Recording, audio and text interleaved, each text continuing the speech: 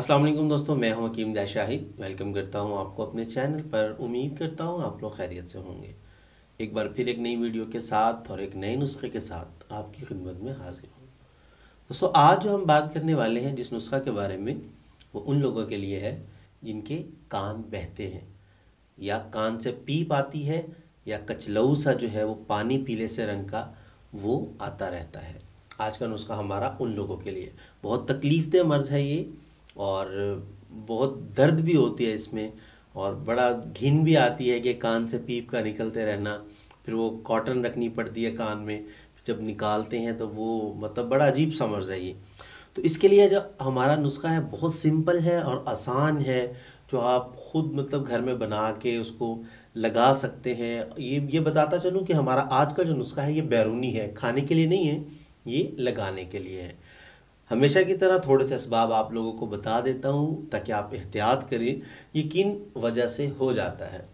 अब नंबर 1 पे अगर हम देख लेंगे तो नज़ला ज़ुकाम अगर ज़्यादा शिद्दत का हो जाता है या ज़्यादा अरसा तक रहता है तो कान में जो है ये मसला हो सकता है। उसके अलावा गर्दो गुबार की वजह से हो सकता है।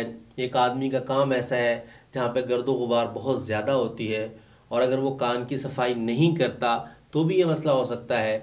या कान में अगर ज़्यादा मैल जमी हुई है और आदमी मतलब साफ़ नहीं करते तो उसकी वजह से भी ये हो सकता है। या नहाते हुए पानी का कान में चले जाना, इस वजह से भी कान आपका पक सकता है, उससे पीप आ सकती है। या आम तौर पे ज़्यादातर जो होता है वो कान में फिंसियाँ निकल आती हैं और वो ठीक नहीं हो पाती, कि उनका इलाज सही तरह नहीं हो पाता, उस वजह से भी ये हो जाता है। या कोई चोट वगैरह लग जाए तो ये भी इसका असबाब मतलब ये असबाब में आ जाता है।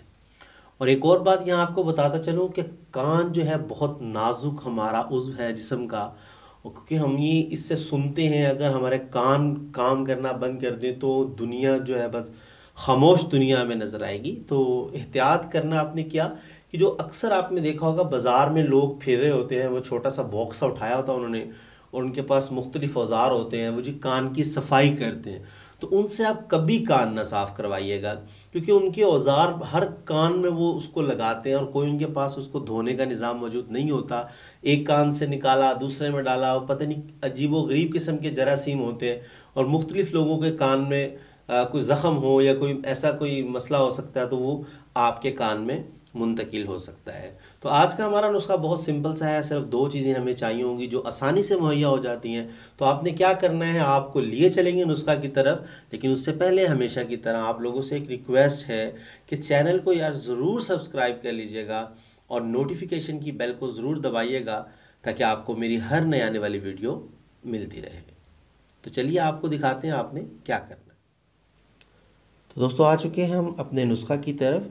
हमें जिन चीज़ों की ज़रूरत होगी पहले उनका तारुफ़ कर लेते हैं। तो सबसे पहले हमें जो चीज़ चाहिए होगी वो हमें शहद होगा, और दूसरे नंबर पर हमें चाहिए होगी फटकड़ी, और तीसरे नंबर पर हमें जिस चीज़ की ज़रूरत होगी या तो वो कॉटन होगी।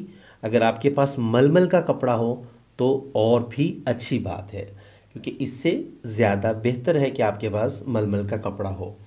तो शहद हम लेंगे 2 चम्मच, और फटकड़ी को आपने बारीक पीस लेना है, और फटकड़ी का पाउडर हम लेंगे आधा चाय का चम्मच। 2 चाय के चम्मच हम लेंगे शहद को, आधा चाय का चम्मच हम लेंगे फटकड़ी को। इन दोनों चीज़ों को हमने खूब अच्छे से मिलाना है, मिक्स कर लेना है। जब ये बिल्कुल अच्छे से मिक्स हो जाएगा तो आपने कॉटन लेनी है, और मैं आपको बना के दिखाता हूँ कि आपने क्या बनाना है। तो आपने जो है इसको इस तरह मतलब शक्ल दे लेनी है, और इसके बाद आपने क्या करना है, इसको आपने अच्छे से जो ये बन चुका होगा, हमारी दवाई तैयार हो चुकी होगी, उसमें अच्छे से आपने डिप कर लेना है, ताकि हर तरह से इसको लग जाए, हर तरफ से इसको अच्छे से दवाई लग जाए। उसके बाद आपने किसी भी चीज़ की मदद से इसको कान के अंदर रख लेना है, मतलब ये आगे तक चला जाए थोड़ा सा। मलमल का कपड़ा मैंने इसीलिए बोला था कि कॉटन अगर मतलब बाहर खींचेंगे तो ये टूट भी सकती है, लेकिन ऐसा होता नहीं है। एहतियातन आप लोगों को बता रहा हूँ कि आप मलमल का कपड़ा लीजिएगा और किसी भी चीज़ की मदद से उसे कान के अंदर तक उसे पहुँचा दीजिएगा, और रात को सोते में अगर आप ये कर लें और सुबह को आप उसे निकाल दें, मतलब कुछ अरसा कुछ टाइम जो है ये कान के अंदर रहना ज़रूरी है। तो आपने ऐसा ही करना है, रोज़ाना रात में आपने ये अमल करना है, सुबह को आपने उसको निकाल लेना है और किसी भी कॉटन के साथ आपने उसको कान को अच्छे से साफ़ कर लेना है।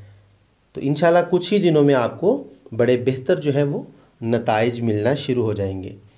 उम्मीद है आपको अच्छे से समझ आ गई होगी। तो दोस्तों, उम्मीद करता हूँ आज का नुस्खा भी आपको पसंद आया होगा और आपको अच्छे से समझ भी आ गई होगी कि इसे आपने इस्तेमाल कैसे करना है। इसे आप कुछ अर्सा इस्तेमाल करेंगे, 15 से 20 दिन के अंदर अंदर आपका कान इंशाल्लाह अल्लाह ने चाहा तो बिल्कुल बेहतर हो जाएगा। आराम जो है आपको कुछ ही मतलब 2 से 3 दिनों के अंदर अंदर आपको वाज़ेह फ़र्क महसूस होना शुरू हो जाएगा। बहुत सिंपल सा नुस्खा है, लेकिन इसके रिज़ल्ट्स जो हैं वो बहुत ही अच्छे हैं। तो उम्मीद करता हूँ आज की वीडियो भी आपको पसंद आई होगी। अगर पसंद आई है तो लाइक करना ना भूलिएगा, शेयर भी कर दीजिएगा, क्योंकि अगर आप इस नुस्खा को शेयर करेंगे, किसी का फ़ायदा हो जाएगा तो ये सदका जारिया में है, तो आपको भी उसका सवाब मिलता रहेगा। तो आज के लिए इतना ही था। मिलते हैं किसी अगली वीडियो में। हकीम ज़िया शाहिद को इजाज़त दीजिए।